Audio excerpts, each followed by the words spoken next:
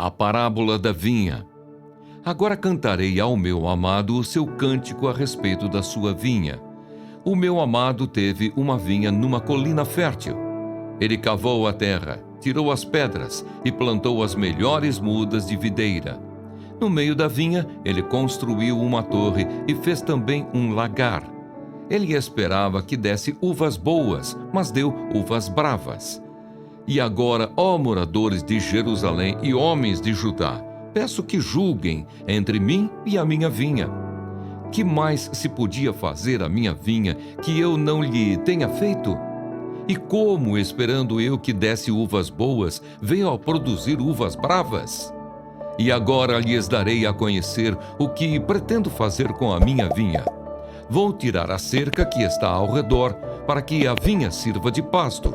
Derrubarei o seu muro para que ela seja pisoteada. Farei dela um lugar abandonado. Não será podada nem cavada, mas crescerão nela espinheiros e ervas daninhas.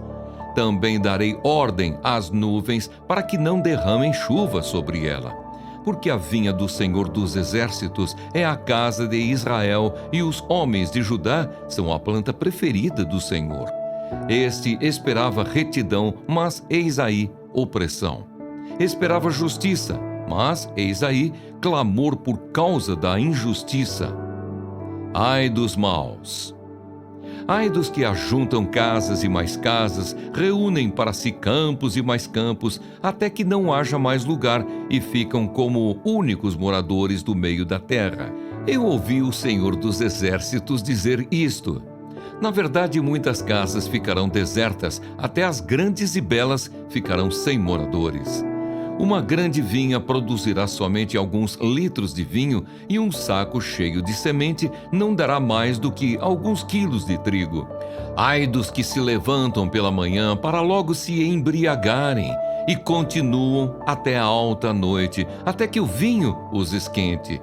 Liras e harpas, tamborins e flautas e vinho não faltam nos seus banquetes, porém não consideram os feitos do Senhor, nem olham para as obras das suas mãos.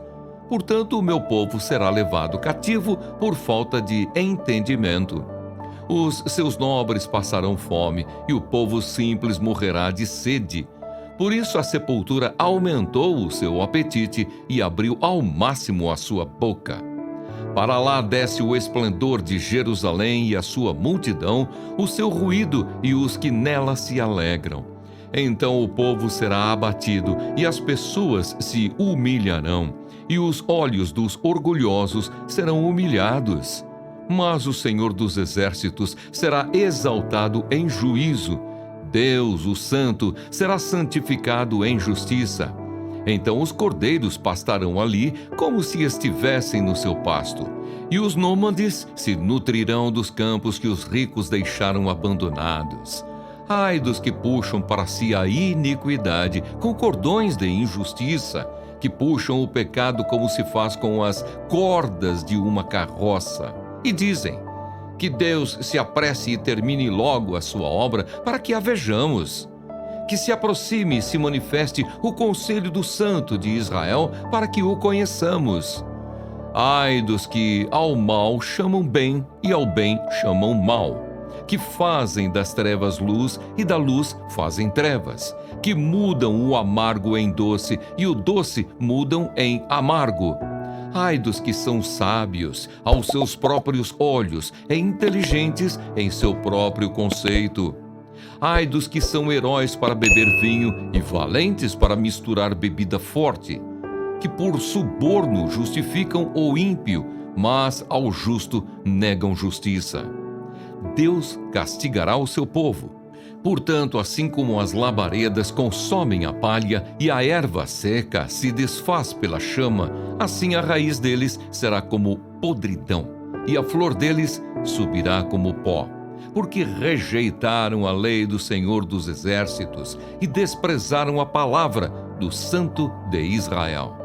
Por isso a ira do Senhor se acendeu contra o seu povo, povo contra o qual estendeu a mão e ao qual castigou. Os montes tremeram e os seus cadáveres são como lixo no meio das ruas. Nem com tudo isto se desviou a ira de Deus, e a mão dele continua estendida.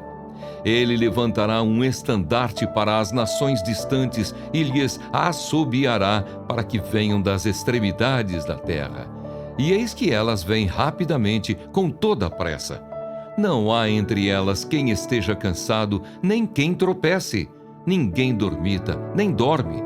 Eles não desatam o cinto dos seus lombos, e as correias das suas sandálias não se rompem. As suas flechas são afiadas, e todos os seus arcos entesados. Os cascos dos seus cavalos são duros como pedra, e as rodas dos seus carros de guerra são como um redemoinho. O rugido deles é como o do leão, rugem como filhos de leão, e rosnando arrebatam a presa e a levam, e não há quem a livre. Naquele dia o bramido contra eles será como o bramido do mar. Se alguém olhar para a terra, eis que só haverá trevas e angústia. A luz se escurecerá em densas nuvens. A visão de Isaías e o seu chamado. No ano da morte do rei Uzias, eu vi o Senhor assentado sobre um alto e sublime trono, e as abas de suas vestes enchiam o templo.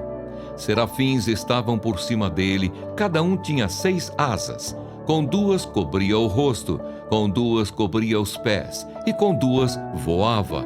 E clamavam uns para os outros, dizendo: Santo, Santo, Santo é o Senhor dos exércitos, toda a terra está cheia da sua glória.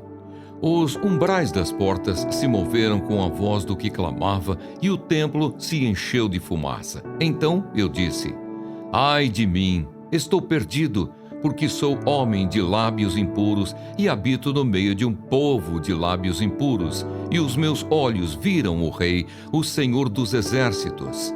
Então um dos serafins voou para mim, trazendo na mão uma brasa viva, que havia tirado do altar com uma pinça. Com a brasa tocou a minha boca e disse: Eis que esta brasa tocou os seus lábios. A sua iniquidade foi tirada e o seu pecado perdoado.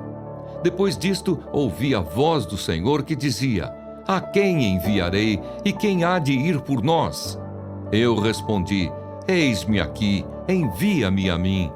Então ele disse: Vá e diga a este povo: Ouçam, ouçam, mas sem entender. Vejam, vejam, mas sem perceber. Torne insensível o coração deste povo, endureça-lhes os ouvidos e feche os olhos deles, para que não venham a ver com os olhos, ouvir com os ouvidos e entender com o coração, e se convertam e sejam curados. Então eu perguntei: Até quando, Senhor?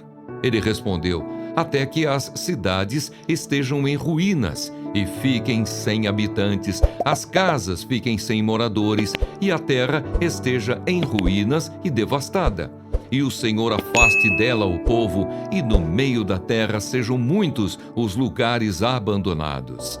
Mas, se ainda ficar a 10ª parte dela, tornará a ser destruída, como o terebinto e como o carvalho, dos quais, depois de derrubados, ainda fica o toco.